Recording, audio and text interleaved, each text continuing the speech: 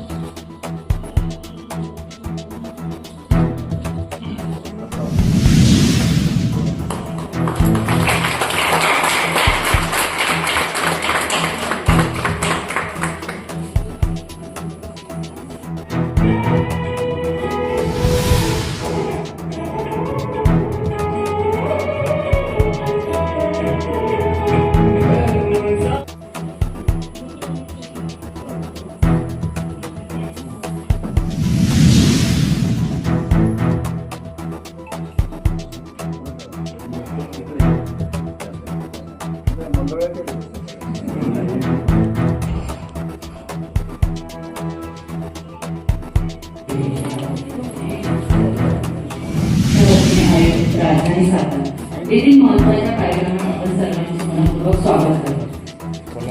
सैनिक संपूर्ण आयुष्य देश रक्षणासाठी व अन्न सुरक्षेसाठी घालवतात व समाजाची सेवा करतात. हे फाउंडेशन आपल्याला विविध उपक्रमात समाजाची सेवा करण्याची संधी देणार आहे. हा कार्यक्रम विविध उपक्रमांची माहिती देणारा, मार्गदर्शन करणारा व प्रेरणा देणारा आहे.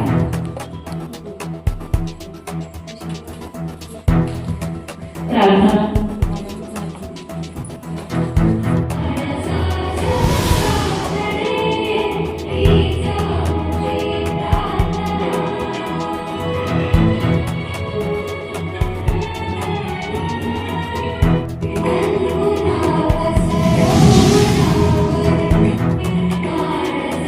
सर्वांचे स्वागत करत आहे. यानंतर आपण मान्यवर पाहुण्यांचे सत्कार करणार आहोत. तुमची संकल्पना असलेली ही छान, त्यांची अंमलबजावणी ती असे शान.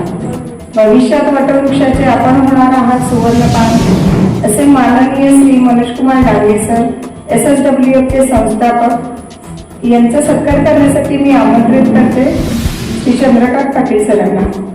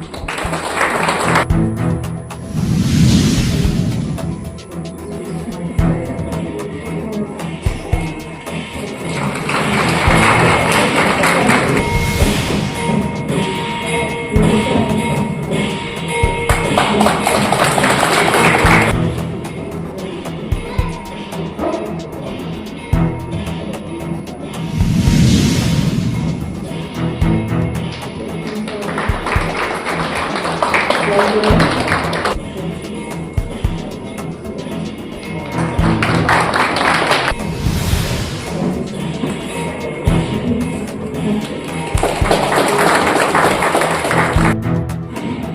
या कार्यक्रमासाठी आपण सर्व येथे उपस्थित सर्वांचे स्वागत आहे.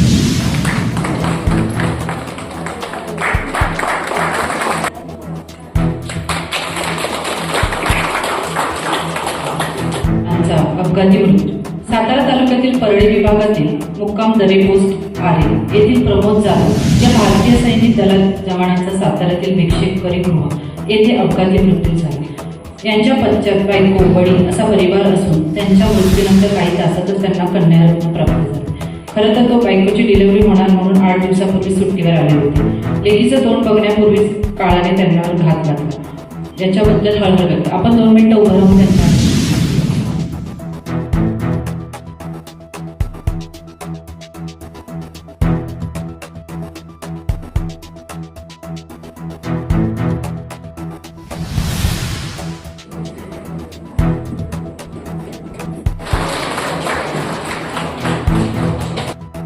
जय जवान जय किसान जय महाराष्ट्र. आज सैनिक शेतकरी वेलफेअर फाउंडेशन याच्या आज सातारा जिल्ह्यामध्ये सातारा तालुक्याचे आज 100+ शाखांचे ओपनिंग झालेले आहे. तसेच महाराष्ट्रभर आपण एक 25,000 शाखांचं लवकरात लवकर ओपनिंग करत आहोत.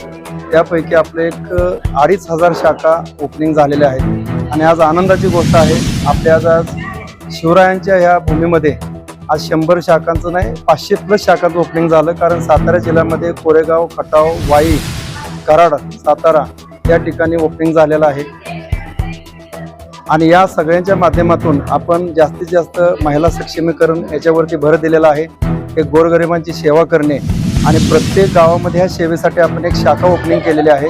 आणि त्या शाखेच्या माध्यमातून प्रत्येक व्यक्तीजवळ आपल्याला कसं पोचता येईल हे आम्ही प्रयत्न करत आहोत.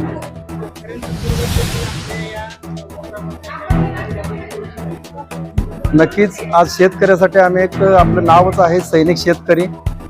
कारण सैनिक म्हणजे हा शेतकऱ्यांच्या पोटी जन्माला आलेला आहे आणि शेतकऱ्यांचं कुटुंब म्हणजे सैनिकांचं कुटुंब आहे. तर शेतकऱ्यासाठी आम्ही जे कृषीला लागणारी औषधं आहेत ते जर आपले फाउंडेशनचे सभासद झाले तर त्या सर्व शेतकऱ्यांना कमीत कमी 20% त्यांना सवलती भेटतील. प्रत्येक तालुक्यामध्ये प्रत्येक जिल्ह्यामध्ये आम्ही कृषीची त्यांना दुकाने देत आहोत. त्याच पद्धतीनं ड्रोन फवारणी आपले देशाचे पंतप्रधान जे नरेंद्र मोदी साहेबांनी जे आपले पायलट दीदीचा प्रोजेक्ट काढलेला आहे तसं आम्ही सातारा जिल्ह्यामध्ये कमीत कमी 200 पायलट दीदींना रोजगार पण देत आहोत. त्यांना 25,000 पगार पण देत आहोत. आणि त्या पायलटच्या माध्यमातून ड्रोनच्या माध्यमातून आम्ही शेतकऱ्यांची पण बचत करत आहोत पैशांची.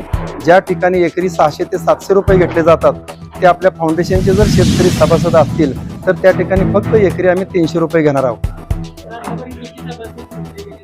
आतापर्यंत आमच्या 2,500+ शाखा झालेल्या आहेत आणि त्याच्यामध्ये सभासद कमीत कमी 5,000+ आपल्याबरोबर जोडलेले आहेत. यातून आपली एकच आहे चळवळ, समाजकार्याची चळवळ. जुन्या काळामध्ये ज्या आपल्या समाजकार्याने सिंधुताई असतील, सावित्रीबाई फुले असतील, डॉक्टर बाबासाहेब आंबेडकर असतील, संत गाडगेबाबा असतील, आज यांची सगळी विचारधारा घेऊन आम्ही यांच्या वाटेवरती यांच्या पावलावर पाऊल ठेवण्याचा प्रयत्न करत आहोत.